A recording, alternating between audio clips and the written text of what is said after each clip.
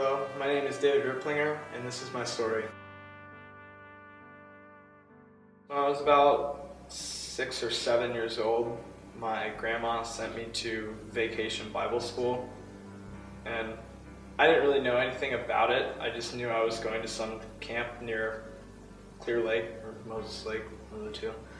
And all I really remember from that whole trip was that all I needed to be, all I needed to say to be a Christian was that I just believe in God.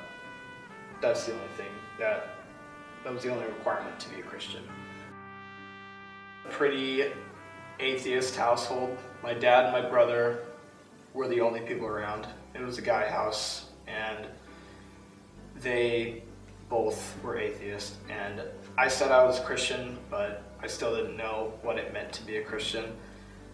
And it wasn't so bad earlier, but a lot of times my brother would always just bash me on how hypocritical I was, because if I said I was a Christian and then I did this, he would just bash me. And I really just took a step back, and I just looked at all the other Christians. Their lives seem like they're just so awesome, and they're just such great people. They don't make mistakes at all. And then I looked at my life and I was like, I can't do this. I'm a total screw up. I sin on a daily basis. I'm just not a good person. I'm a jerk to people. I lie. And I had no idea that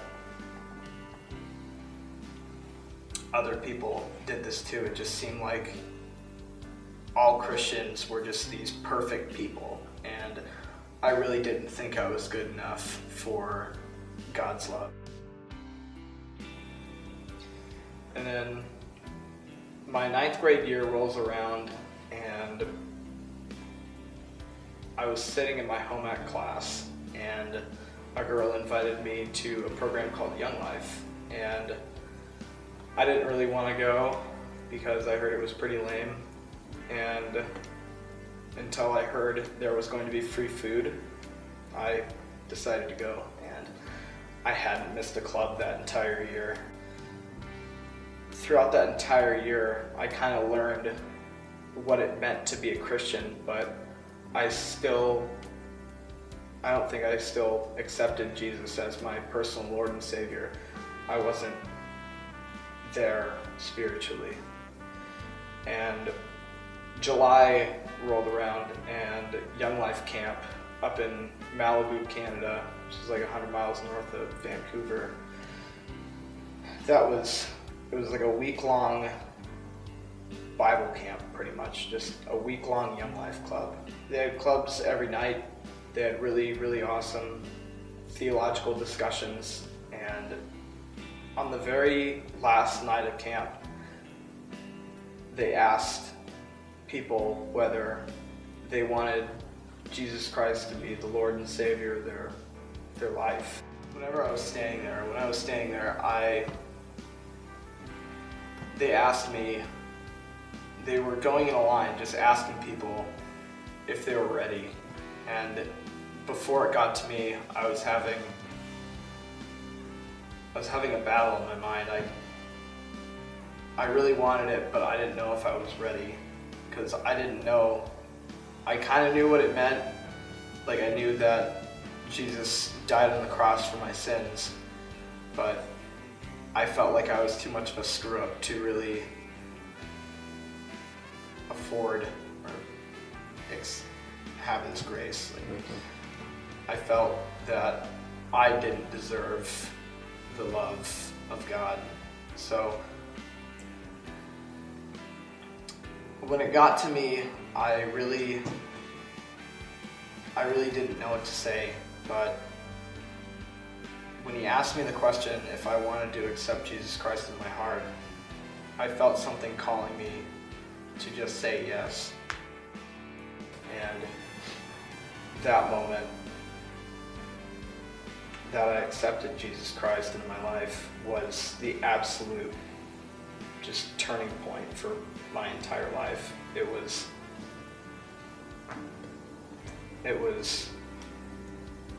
probably just the most transforming moment I could ever think of, because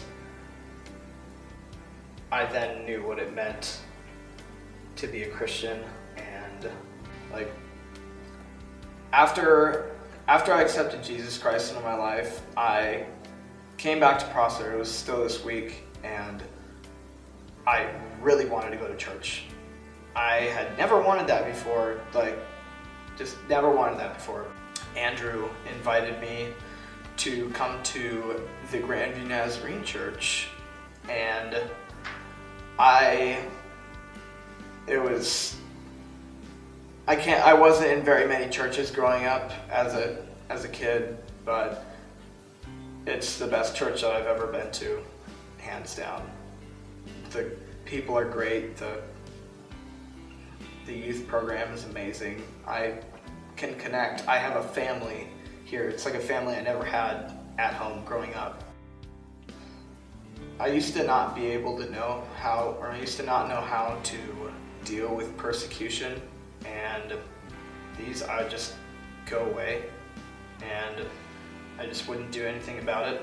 I wouldn't pray or anything. I just go away, turn on some tunes and try to drown out the voices that I could still hear.